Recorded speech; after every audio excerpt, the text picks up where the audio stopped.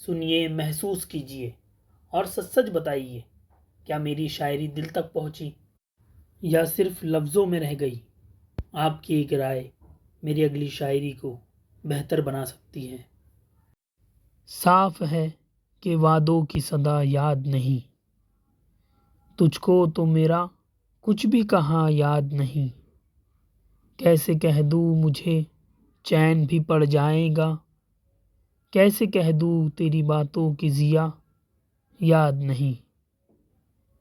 तेरी आँखों से हटूँ तो मैं जहाँ को देखूँ, तेरी आँखों से हटूँ तो मैं जहाँ को देखूँ, मुझको कुछ भी तेरी आँखों के सिवा याद नहीं। अब तलक नक्श है वो दिल पर तेरा लहजा, अब तलक नक्श है वो दिल पर तेरा लहजा। कौन कहता है कि लहजे की जुबां याद नहीं। साफ है कि वादों की सदा याद नहीं, तुझको मेरा कुछ भी कहा याद नहीं। अगर दिल तक पहुंची हो तो कमेंट ज़रूर करना।